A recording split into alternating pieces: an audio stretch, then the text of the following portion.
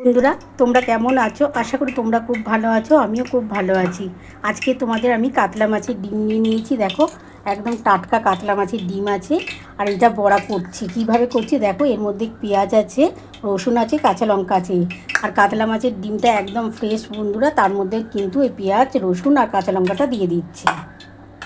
এবার এর মধ্যে সামান্য অল্প একটু হলুদ দেবো, একটু ঝাল লঙ্কার গুঁড়ো দেবো আর বেসন দেবো। তোমরা দেখতে থাকো। বন্ধুরা দেখো, আমি কিন্তু কাতলা মাছের ডিমের বড়া করছি। তোমরা দেখতে থাকো আমি কিভাবে করছি। বন্ধুরা দেখো, আমি কিন্তু কড়া বসিয়ে দিয়েছি। কড়ার মধ্যে সর্ষের তেল দিয়ে দিয়েছি। তেলটা গরম হলে আমি ডিমগুলো ভেজে নেব। বন্ধুরা দেখো, এই যে কাতলা মাছের ডিম আছে, কাতলা মাছের ডিমের মধ্যে আমি পেঁয়াজ আছে, রসুন আছে, কাঁচা লঙ্কা আছে। এবার এর মধ্যে দেখো নুন দিয়ে দিচ্ছি। আমি ছোটো চামচে 2 চামচের মতো নুন দিয়ে দিলাম। অল্প একটু ঝাল লঙ্কার গুঁড়ো দিচ্ছি।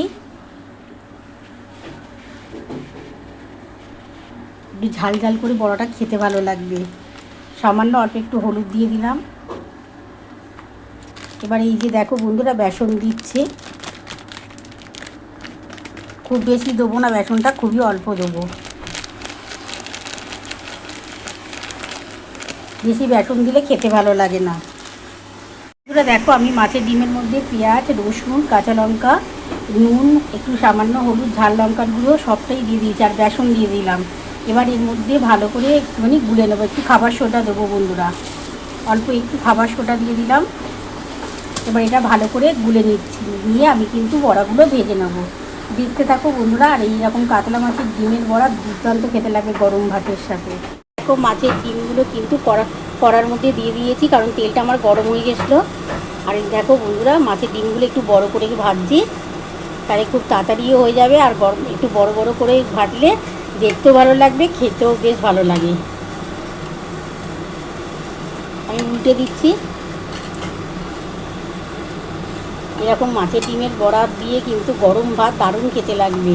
আর তার মধ্যে যদি একটুখানি কাঁচা লঙ্কা পেঁয়াজ থাকে, ব্যাস আর কিছুই লাগবে না।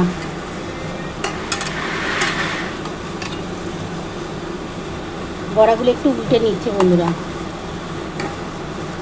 একটু বড় বড় করে ভাজছি, খেতে ভালো লাগবে, দেখতেও ভালো লাগবে। আর দেখো বন্ধুরা, এইটুকুনি বাকি থাকবে, যে কটা বাকি থাকবে ভেজে আমি তোমাদের তারপর দেখাচ্ছি। বন্ধুরা দেখো, আমার কিন্তু মাছের ডিমের বড়া কিন্তু হয়ে গেছে। দেখো, খুবই কড়মড়ে হবে, কারণ হচ্ছে আমি এর মধ্যে কিন্তু একটু খাবার সোডা দিয়েছিলাম। তোমরা তো দেখেই নিয়েছো, একটু খাবার সোডা দিয়েছি, দারুণ খেতে লাগবে, পুরো মুচমুচে হবে। দেখো,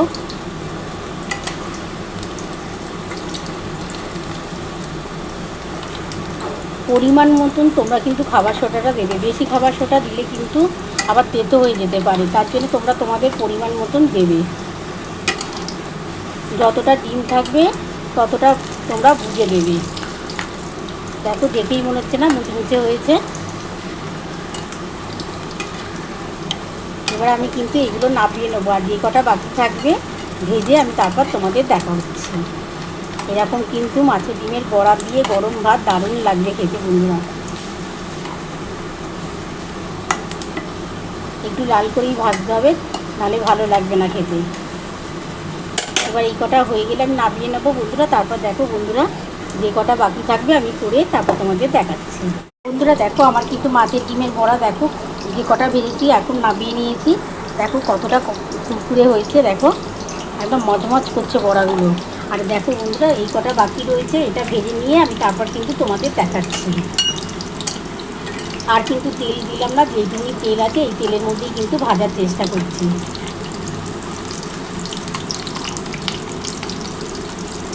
একটু লাল করে ভাজবে বন্ধুরা, তাহলে কিন্তু এই মাছের ডিমের বড়াটা খেতে ভালো লাগবে। আর এর মধ্যে অবশ্যই কিন্তু পেঁয়াজ রসুনটা দেবে, তাহলে খেতে ভালো লাগবে। কেন মাছের ডিমের একটা তো আঁশটা গন্ধ ছাড়ে, তার জন্য কিন্তু একটুখানি যদি তোমরা রসুনটা দাও না, দেখবে খেতে খুব ভালো লাগবে বড়াটা।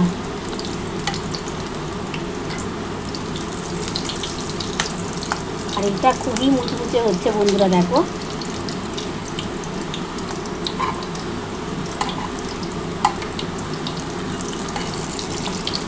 এই কটা হয়ে গেলে আমি নামিয়ে নেবো, নামিয়ে তারপর তোমাদের দেখাচ্ছি। তো আমার কিন্তু বড়াগুলো সব হয়ে গেছে। দেখো, এবার কিন্তু আমি নামিয়ে নিচ্ছি, নামিয়ে তোমাদের দেখাচ্ছি। খুবই মুচমুচে হয়েছে বড়াগুলো। আর একটু বড় বড় করে করেছি, খেতে ভালো লাগবে, দেখতেও ভালো লাগবে তার জন্যে।